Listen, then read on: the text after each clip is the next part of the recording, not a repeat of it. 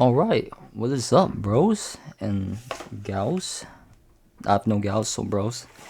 We are going to be reading a book, and I've set this background to be a nice cozy feeling, you know?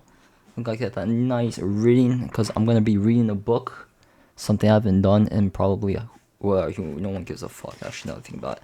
Alright, Forward by Simon Weil. I've known Lauren Southern for more than 10 years.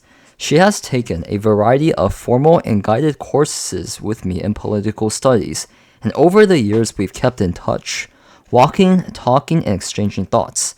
I have always been struck by Lauren's public persona. Her interpretations, often on the political right, have drawn both praise and criticism, attracting attention like a lightning rod.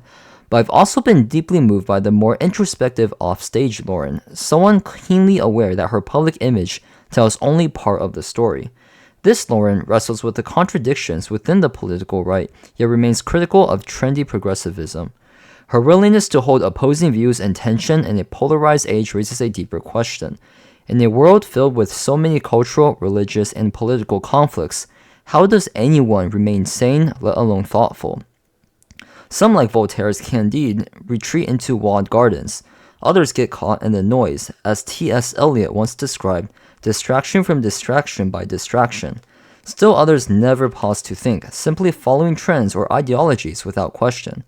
As Hannah Arendt warned, this is where ordinary evil begins, not with monsters, but with people who refuse to think.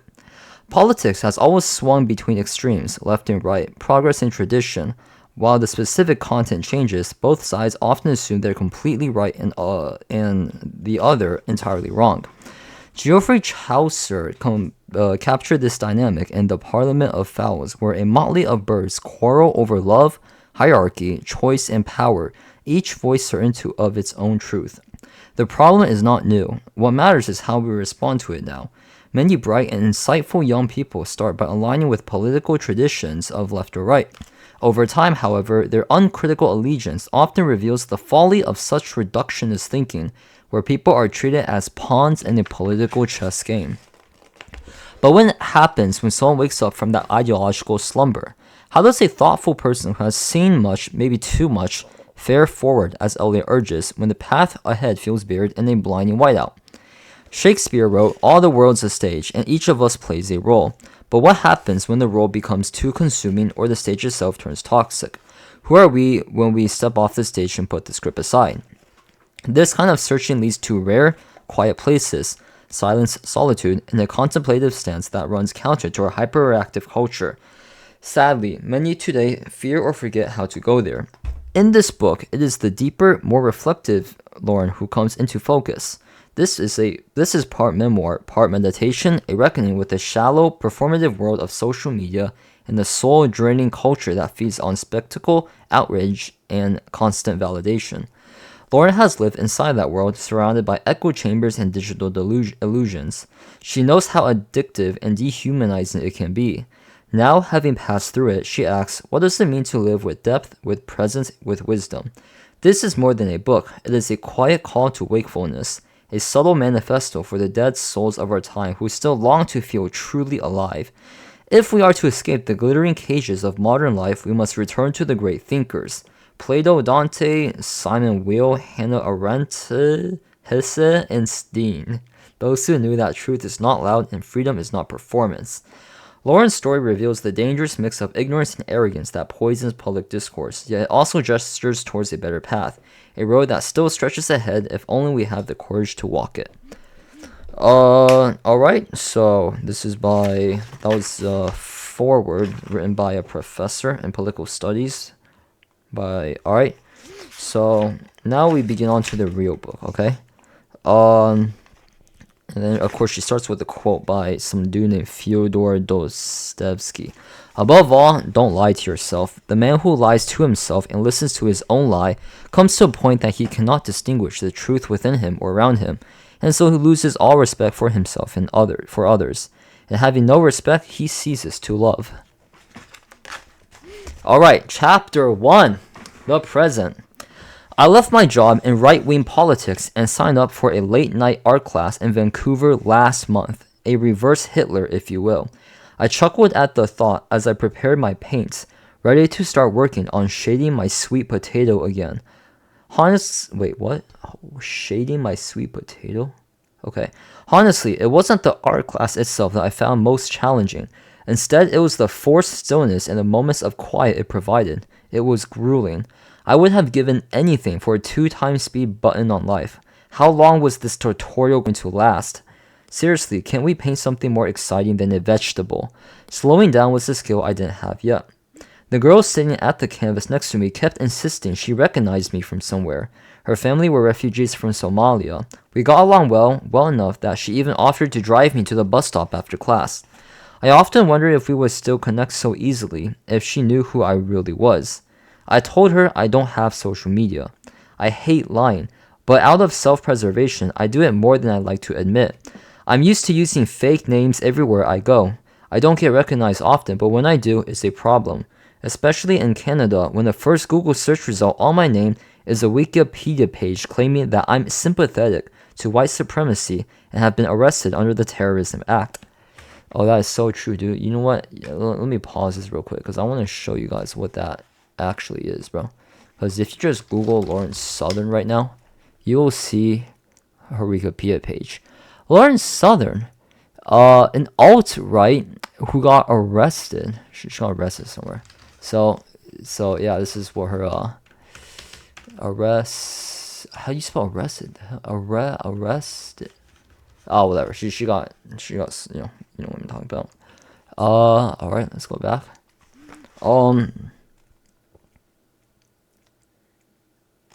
If you don't know who I am or what I do, that's fine. I haven't been a particularly noteworthy figure, at least not for a while. That's the strange part about being an increasingly irrelevant internet celebrity. Despite not getting any of the financial benefits of putting yourself out there, with ad revenue trickling down to just a few $100s a month, if that, people still vaguely recognize you wherever you go. Even if you start to integrate yourself into a new community, they can Google everything you've ever done and have been accused of doing. It means that if someone likes you or dislikes you, they can spend hours going down internet rabbit holes to dig up every detail they need to solidify those feelings. I never know where a conversation with someone is heading, or what they might be or might not be familiar with, which adds a layer of uncertainty to every exchange. I was an early political YouTuber, experiencing viral fame for a few years as I attended protests and supported the election of President Donald Trump in 2016. I've made a few documentaries that have gained recognition. For most of my adult life, I was immersed in a fast-moving world of alternative media and populist politics. Even though I have little to no contact with them now, I've what the hell? I have this on pause, my bad. I've crossed paths with many of the key players in today's political landscape. The media have written and spoken extensively about my life, but it's hard for me to relate to the person I see reflected on screen or in print. Any clarification I could offer feels irrelevant. People will Google you when you're not around, and they won't ask follow-up questions. If they decide you're a problem, they're not interested in understanding you. We don't live in an age of direct confrontation. The most lasting damage comes through whispers and closed doors, or in my case, op-eds written by journalists I've never met who are just trying to hit their word count quotas. I decided to take up painting because it was what I would have done if I hadn't gotten into politics. I'm not very good at it, but I love art and figure if I had spent the last 10 years with a paintbrush in my hand instead of a camera, I would have been alright. The problem was that I hadn't spent the last decade painting, and there was nothing I could do to change that. Now I was sitting here making small talk with a group of middle-aged women who were all trying to add something new to their lives, while I was trying to erase and replace things in mine. Let me lean back a little bit. Okay. Alright, how was your week? Lovely. How was the weather, huh? My week was anything but lovely. CSIS, the Canadian Security Intelligence Service, showed up at my house yesterday while I was making chicken pot pie for my son. I was in my pajamas and told them I needed to get dressed as I urged my little one to go upstairs to his room for a moment. I ran to the bedroom, quickly double-checking all my firearms to make sure they were stored properly in case of an impromptu search. I was shaking slightly as I opened the lockbox for my Glock and stuffed a few notepads and USB sticks inside, as if that would make a difference. I've been detained and questioned many times in my life, so I don't often feel anxious in these situations, but it had never happened in Canada and never in my own home. Why were CSIS agents at my door? Well, when I say I quit my job in right-wing politics, What I really mean is that the media company I was working for collapsed after a Department of Justice indictment accused them of being a covert propaganda arm for the Russian government. Remember the Tenet media scandal? You may have seen it in the news. The authorities wanted to know what I knew. There's obviously a story there, but it's not what I'm ready to tell yet. Later. Alright, so I guess we'll have to do a little Googling right now. So let me just Google this real quick. What is Tenet media? Tenet media. Tenet media 2024. American right-wing company founded by conservative political commentator Lauren Chen and her husband. Turning Point USA. Okay. Describes a network heterodox content focused on Western political culture issues. 6 right-wing Matt Taylor and Lauren Southern, Tim Pool, Dave Rubin, Benny Johnson.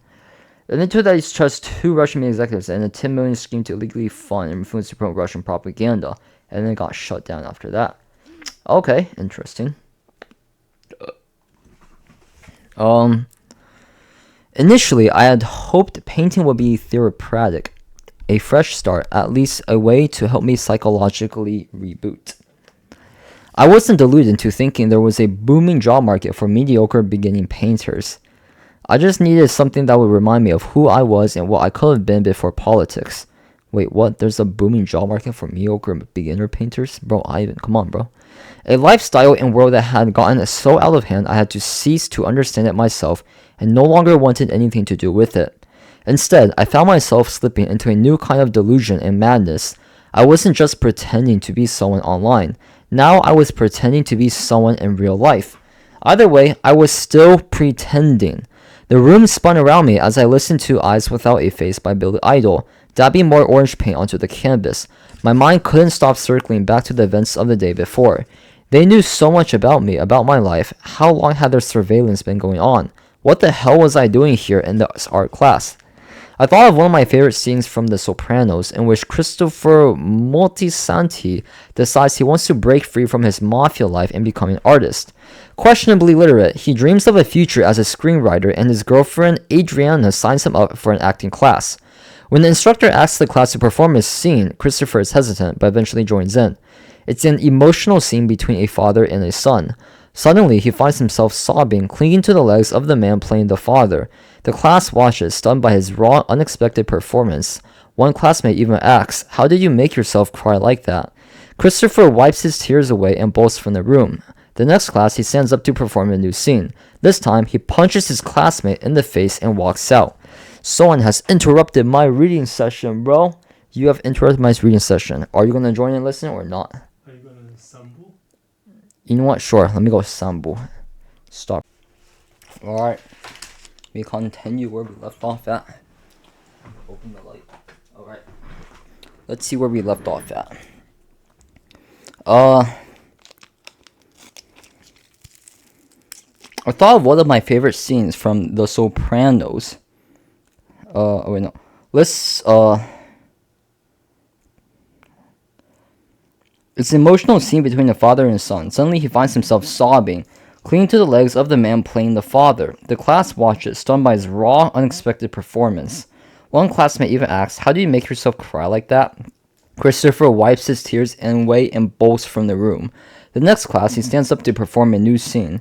This time, he punches his classmate in the face and walks out. Listen, it's not a one-to-one comparison. I don't want to make this too dramatic. I have a wild story, but I haven't murdered anyone, and I don't plan on it. Christopher Moltisanti in The Sopranos was a man consumed by the violence of his past, his father's murder, the friends he'd lost, and the crimes he committed as part of his mafia life. All of that pain bled into his acting class, making his performance beautiful, raw, and impossibly genuine. But it was too much for him to handle. He couldn't process it. Couldn't explain why he was capable of such emotion, or why violence was always his first response. He couldn't tell anyone who he really was, or why he was the way he was, and explain it didn't have help. No one in that room would have understood or been able to help, so he ran. I think we all feel this urge at different points in our journey, in our own way, in my case by feelings that I couldn't express through painting a sweet potato. It sounds stupid, but it's true. There was so much I couldn't put into words, let alone paintings, and even if I did, what good would it do? Art, one second, let me turn this down a bit. Art, okay. Uh, Art can be powerful for processing deeply buried emotions, but it can only take you so far. While I can't relate to talk many people for a variety of reasons right now, not least of all because of my lawyers advising against it, I'm grateful for a few close friends and mentors. One of them is Ron Dart, a former political science professor who has always kept in touch and checked in on my journey. We went for a walk before my next art class, and he asked how the painting was going. I told him it wasn't giving me the sense of renewal I hoped for. I might have been a painter before everything I'd done in life, but now those past experiences loomed over me. Worst of all, I wasn't even good at painting. It felt like it would take years before I could use the medium to process anything meaningful. Ron understood, and he suggested that the weight of what I was feeling could only be expressed through writing. We talked for a bit about why writing hadn't been my first choice. One of the reasons I despise the internet is because of how it freezes people in time. It irks me when someone shakes my hand and says they know me, not because they're being unkind, but because they're often referring to a version of me that no longer exists. A video from 10 years ago, that wasn't me, not anymore. Does anyone really stay the same after 10 years or even feel the same? That's a good question. Let me think about me, dude. Back in 2015, what was I feeling?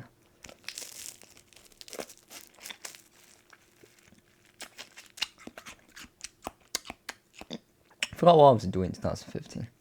But not gonna lie, I do feel like I basically stay somewhat the same, as my life ambitions didn't change for that long. It's pretty much the same throughout. I mean, when I was little, like, I kind of thought about what I want to do for my whole life already. So, there's an overarching thing. Yeah, I don't think I changed that much, but there's still some things, I grew a little bit, I guess. I did not change as much as other people, that's completely for sure, bro. Let's see. Back then, I didn't understand the weight of immortalizing my teenage thoughts for millions to see. The internet, in particular, makes it nearly impossible to escape or redefine your identity because so many others hold and reinforce a different perception of who you are, one that's misaligned with your own internal narrative. When others constantly tell you who and what you are, you start to believe it yourself. You begin to dance to the tune they want, even if it's not what you truly desire deep down. In some cases, it feels like you have no choice. I believe that social media causes a permanent stagnation in the development of people's souls. I know it has in mine. I worry that even writing this book, share my experiences and analysis, will only deepen that stagnation, that it will freeze the people I write about, as well as my own thoughts and identity in time once again. I wanted to be free of everything frozen. Ron nodded thoughtfully. Do you know what the last level of hell is in Dante's Inferno, Lauren? The ninth circle, treachery, where Lucifer and the greatest sinners, guilty of treachery against those they love, are trapped in a frozen lake. Frozen in time forever. To be frozen like that, to stagnate on your journey and never move forward, is one of the greatest punishments.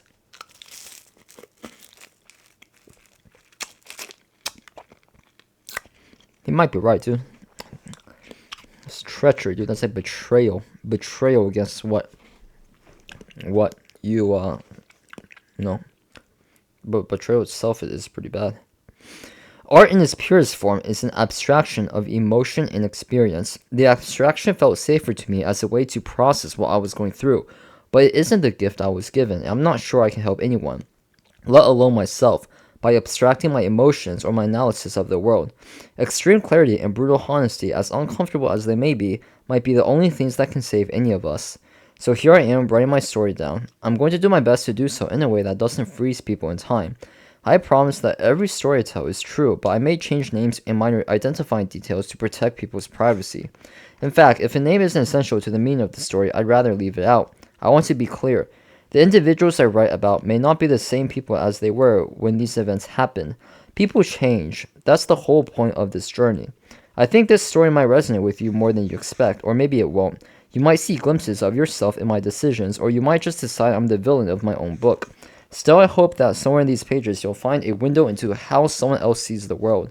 Maybe it'll help explain why so many of us feel unmoored these days. How the internet, politics, and everything in between have pushed people to the edge or over it. How so many have lost their minds in the midst of our political and social chasms. I don't have all the answers, but I think I'm in a unique position to help explain that. Why? Am I having a mental breakdown because of the internet politics? Almost certainly.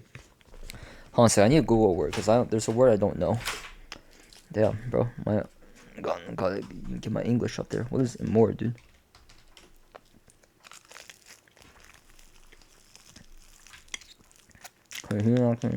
Okay.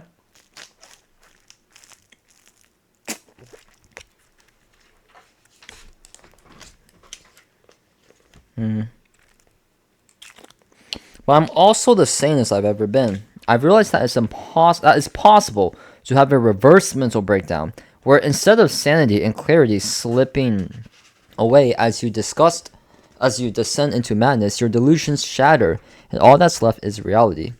These are equally terrifying experiences, but with radically different outcomes. It's unsettling to confront the truth that you've been living in a delusion for so long. I'm sure we've all known someone we looked at and thought there's no hope for him. He'd fall apart if he ever had to face reality. But we rarely consider that it might be us. As you get older, it becomes harder to escape the delusions you've built your life around.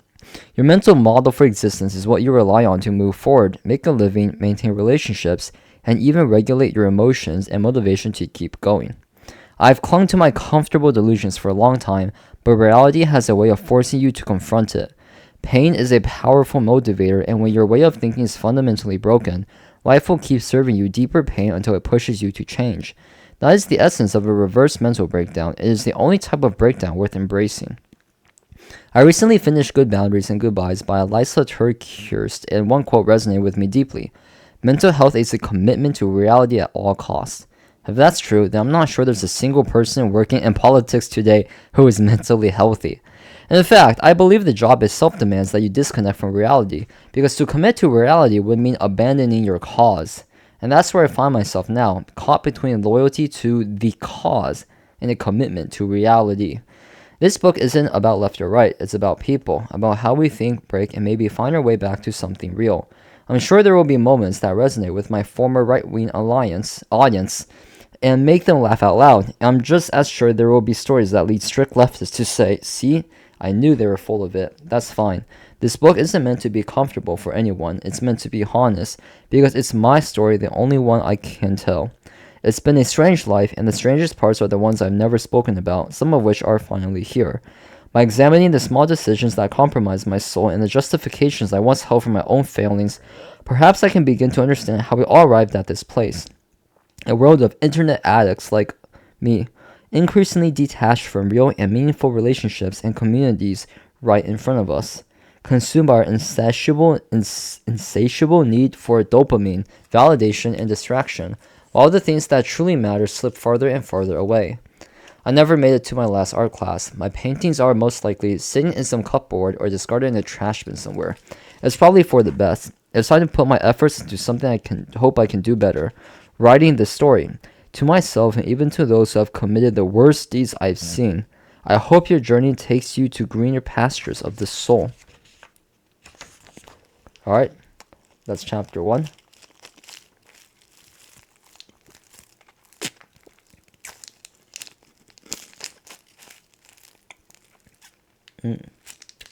Alright. Now it's time for chapter 2. A recipe for conservatism. Sometimes I look at my life and I wonder if I accidentally speedran a few decades worth of scandal. Viral teenage YouTuber? Check. Banned from multiple countries? Yup. Federal investigation? You bet. All before the age of 30. I didn't grow up planning for any of this. I grew up thinking Pokemon would summon demons and that VeggieTales was a moral compass. So no, nothing about this path was obvious, but looking back, it makes a lot more sense than I give it credit for. The real answer probably starts somewhere between Newgrounds, Gaia Online, and downloading Michael Savage podcast on Napster. That's when the political brain rot really begun. Alright, now I have to do some research on what the hell all of that is. I know what Newgrounds is because that's a gaming website because I played there before either. But what the frick is Gaia Online? What is that? Gaia Online. And how is Newgrounds a political brain rot? I don't understand that. Welcome to Gia. Battle with pets. Is this Pokemon? Or like Neopets sort of thing? What is this? Oh, it's pretty cool, I guess. What is this?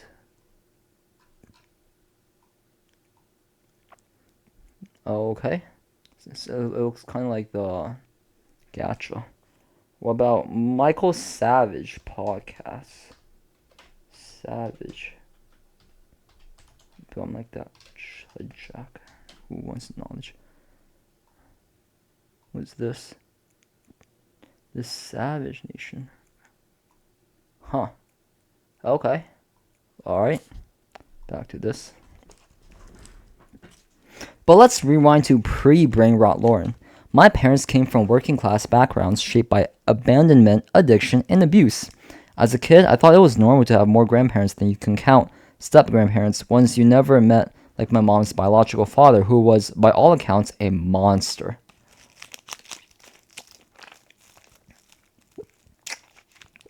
We spoke recently, and she shared a memory of him. Her dad had installed 10 bolt locks on a door inside the house, so no one could escape the room. She still only remembers things in fragments. My grandmother was a war orphan who ran from her abusive adoptive family by getting on a boat to Canada as a teenager, only to fall into the hands of one abuser after another. My dad's childhood was just as dysfunctional. The two of them looked like a couple out of an 80s teen drama, strikingly good-looking, thrifted neon jackets, wild curly hair, and a romance straight out of The Notebook. Okay? The kind of reckless love only trauma and youth can spark, but they were determined to break the cycle to change the cards they've been dealt. My sister and I would never know the dumpster diving, the truck stop hitchhiking, or the violent men who passed as family. Our lives will be different, and they pulled it off against all odds. Alright, good to them, dude. That's what love is about. That's how you raise your children, bro. Look at that. Good parenting. Well, it's tempting to say love alone saved them. They'll tell you it was God. Faith gave them structure, direction, and a reason to choose responsibility over chaos. Look at that, dude. That's good. People online love to mock conservatives as uptight, small-minded, obsessed with rules and black and white thinking. But it's easy to romanticize moral ambiguity. We've never seen what it leads to. My parents had. They'd seen the edge and what happens when people fall off it. So they picked a side and stayed on it. The conservative ideals I grew up with were never questioned. They seemed so undeniably true to our family.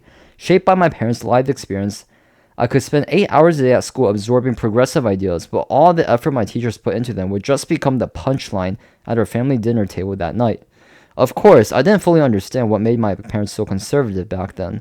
All I knew was that I was one too, because that's what my family was, and that's what our identity was.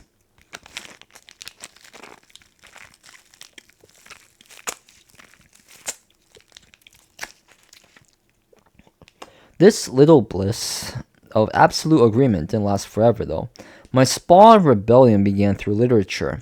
Before I get into that, though, you need to understand exactly how reading can be an act of rebellion, a form of defiance most parents today would welcome compared to watching their kids clock 4,000 hours of Minecraft YouTube videos on their iPads. I was born at the tail end of the Satanic Panic in 1995, and my parents were still very much caught up in it. Pokemon, as mentioned, absolutely not. So many demons. Harry Potter, are you trying to get possessed? We attended a variety of evangelical churches. My dad even worked for the infamous televangelist Kenneth Copeland. Yes, the same guy who once claimed he needed a private jet to stay away from demons. Our lives were steeped in charismatic Christianity, which in retrospect makes for a pretty funny childhood, especially in Canada where this kind of Protestantism was less common. Alright. Now I need to figure out what Satanic Panic is. What's that? Satanic Panic.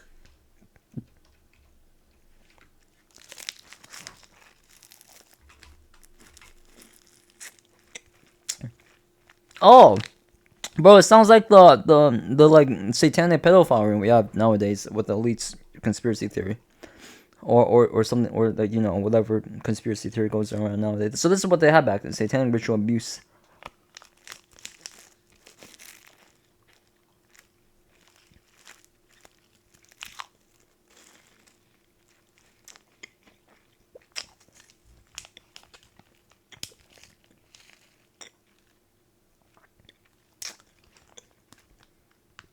So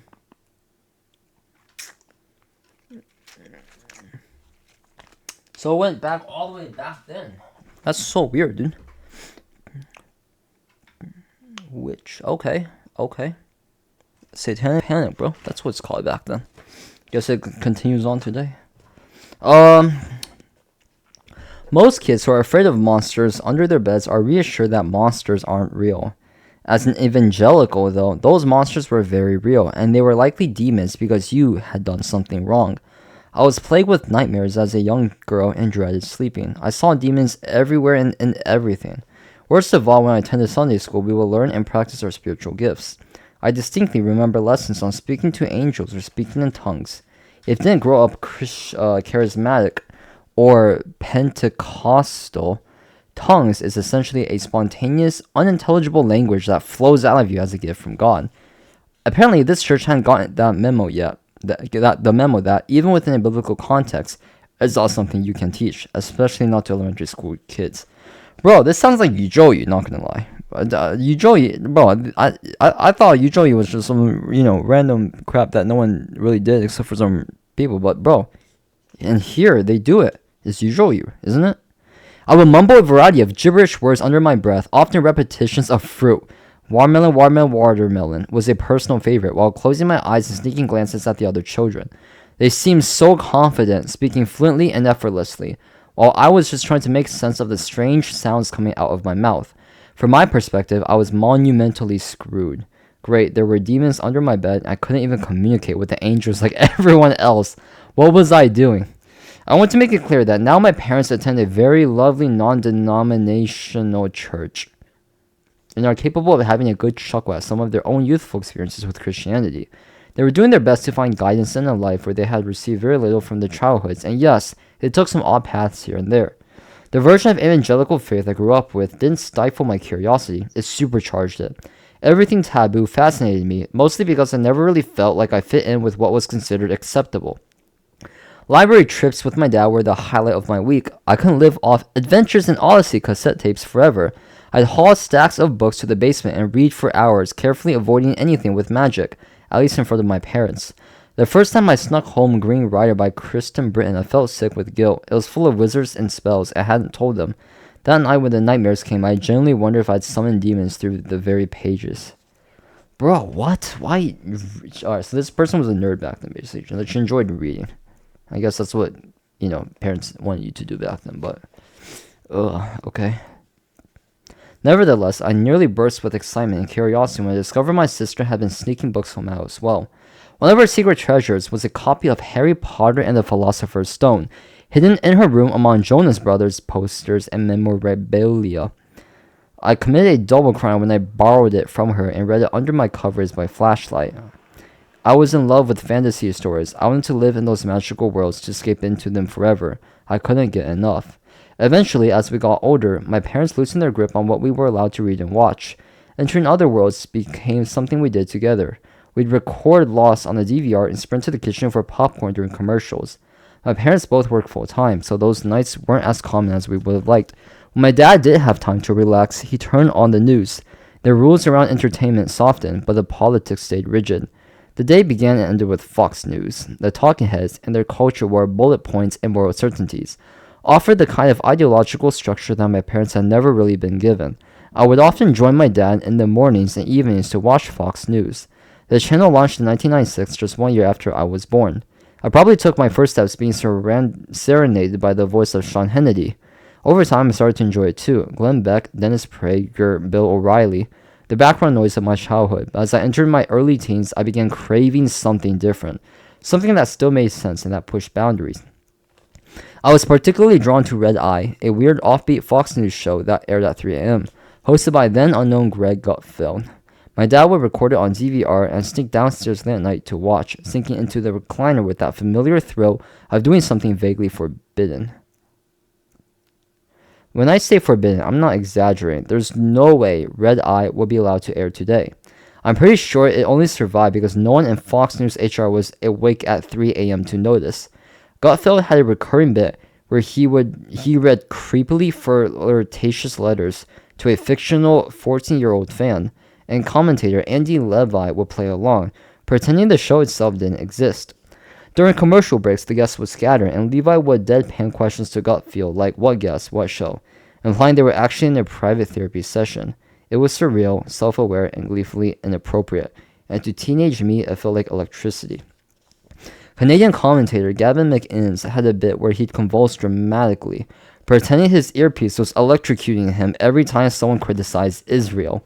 Greg's original co-host, Bill Schultz, played a drug-addicted dumpster dweller with a mimic grin. The show built its own bizarre mythology, half cable news, half sketch comedy. Nothing was sacred. It felt like they were just goofing off and daring the network to notice. That irreverence made space for guests that would be unimaginable on Fox today, like Amy Schumer. Red Eye was my first glimpse of a different kind of right-wing, funny, edgy, and not soaked in puritanism. You could be on our side without being born or sanctimonious. That blew my mind. It was my intro to libertarianism. I love watching these oddball thinkers show up on Fox News without getting dismissed as commie freaks. Alright, what's it called again? Red Eye? Let me find it. Let me see if I can find it. Red Eye show. Red Eye. What is this about, bro? Satirical. Yeah, okay. Alright. Okay. Whatever. But it wasn't just late night shows. On morning drives to school, Michael Savage screamed through the radio, dropping slurs and wishing death to anyone who disagreed with him. I knew kids whose families pushed them to be doctors or lawyers. Mine, just don't become a leftist. That was the line. But it still left a little room to flirt with the other side. Libertarianism cracked the door open. I could explore secular ideas, push back on rigid rules, and still be seen as one of the good guys. Like most edgy, politically curious teens, I went through the obligatory Ayn Rand phase. Atlas Shrugged was my first gateway drug, and it felt hard for objectivism. So hard, in fact, that by 18, I was running for federal office as a libertarian candidate. The fuck? What the hell is Atlas Shrugged? I heard this before.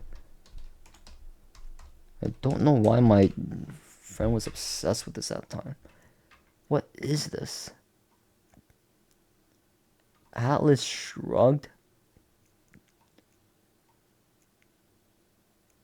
Role of man's mind and includes elements of the books of philosophy, develop objectivism, including reason, proper rights, individual liberty, and cabinet individual rights of failures of government coercion. Against most extensive. Okay, what the hell is objectivism? Kind of man as a heroic being with his own happiness as the moral purpose of the life, with the productive achievement as his normal living, and reason as his only absolute. Okay, so that's objective everything. Okay, I think I kind of get it. Damn. It was 2015. It would be a few more years before Canada legalized marijuana, perhaps the key issue that propelled Justin Trudeau to power. Well, you know what? Now thinking about it, objectivism is basically like reason, right? Which is but opposite of emotion. And I feel like a lot of people, especially millennials nowadays, they go more by emotion than, reason. Like I feel like this. Oh, they feel nice. Feel kind of like, sort of thing. So it's a little different nowadays. It was 2015. It would be a few more years before Canada legalized marijuana. Perhaps the key issue that propelled Justin Trudeau to power. He will lead my country through my entire adult life. Was the weed worth it, folks? Ironically, marijuana was the very issue I was campaigning on as the local Langley Aldergrove Libertarian candidate. Armed with my new anti-collectivist talking points, I once tried to pitch my free market take on legalizing marijuana at a family barbecue, thinking I could spark a healthy debate. What I got was something else entirely, not political disagreement, grief, and almost visceral disgust with my suggestion. To me, marijuana was a policy debate, a talking point I pick up from online forums. I didn't understand that to them, it was a memory. I was stepping into a minefield of trauma. My family was right about some things. I was young and I was naive, but they didn't have the words to explain what they lived through. Not because they were cold or ignorant, but because we weren't a family that had the language for that kind of pain. Most people didn't back then. We weren't university educated, and we didn't have TikTok therapists feeding us armchair psychology terms. Our emotions came out sideways in raised voices and conversations that shut down fast. They needed me to accept this wasn't just politics, it was their reality. The disappearances, the addiction, the slow unraveling of someone they loved. While I was curled up waiting for Santa as a little girl, my grandmother was sobbing behind a locked door as my uncle pounded and shouted outside, high and desperate to be let in. He begged, he threatened, he cried, she cried too. In earlier years, she let him in only for things to spiral into chaos. That night, she was trying tough love. It's a gateway drug, Lauren. How could you support it? I used to wish they just explained it all more clearly, but maybe they couldn't. Faith in politics became the language we used instead.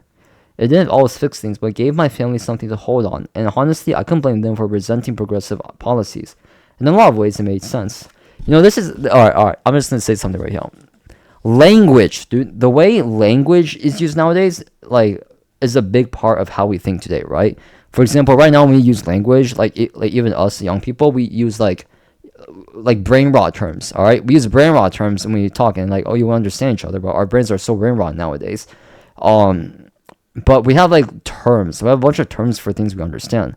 Back then, who the frick knows what is projecting? What is this deflection you're talking about? We never really knew this. So if someone's actually doing that, and you probably won't even notice, right? Until someone actually tells you, "Hey, you're projecting." And you're like, "What the hell is projecting?" Search it up. Oh, that's projecting. And now you have to be careful of not to project nowadays. So I'm just saying, language nowadays, if you know a word for something, now, it's in your brain there, right? You have a term for it. Whereas there's a lot of things that does exist, but we don't have a language for it. We don't have a term for it. So that's why, even though it does exist, it's intangible. It's hard for us to, think about or what that means. And that's how language plays a huge role in the way we think, and in the way we, think about things. Anyway, going back to the book, a few months ago, my dad showed me a YouTube video of my uncle. It had 4 million views. We didn't even know it existed until 2 years after he overdosed and died. In the video, he spoke about using fentanyl on Hastings Street with his pregnant girlfriend, who also overdosed, killing both herself and their baby. Viewers were oblivious to this reality. The comment section simply debated whether people like him deserved help or deserved to die. My dad choked up, his voice wavering as he said, "I don't know why they let this go on. They should have put him in rehab after the second overdose. But these liberals won't listen. They just kept giving him drugs. He wasn't even wrong. Our local government has a take-home fentanyl program." When I say we were conservative, it wasn't just because my family happened to choose Fox News over MSNBC. It ran much deeper than that. It was survival.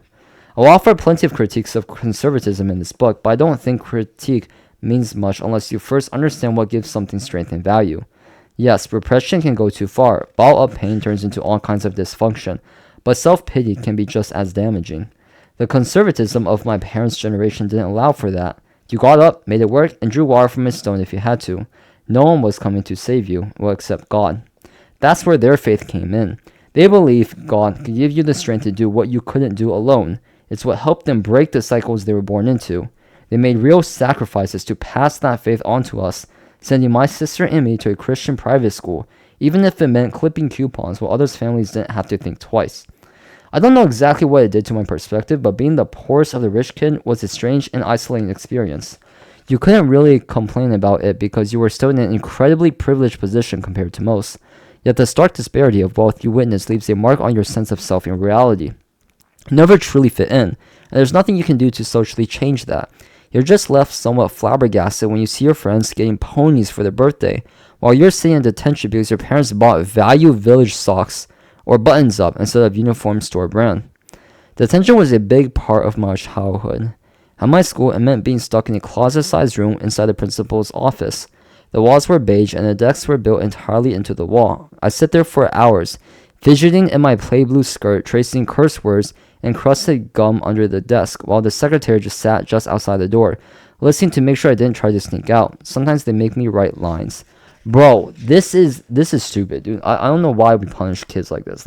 You have timeout, right? But just let them sit there for hours, it's basically prison. What are you gonna do? What's that doing to their brain? That's terrible parenting, dude. If you punish them, they should at least allow them to learn, not just sit there and nothing. That's so bad. I don't want to harp on this too much. Everyone's experience at that school was different. I certainly wasn't a victim. Oh no, I went to a rich kid's school and didn't get a pony for my birthday? Boo-hoo, right? And to be fair, I did a few things that genuinely earned me detention. Still, I got a chip on my shoulder that about the little injustices I saw. It wasn't pretty, I won't pretend otherwise. But that's where my anger toward authority really started. There we go, bro. There we go, bro. It's the anti-procedure arc now, bro. This is all right. Let's see. A kind of righteous fear that in another life might have fueled a working class revolution. For me, it turned into rage against the liberal elite, many of whom ironically came from those same privileged backgrounds.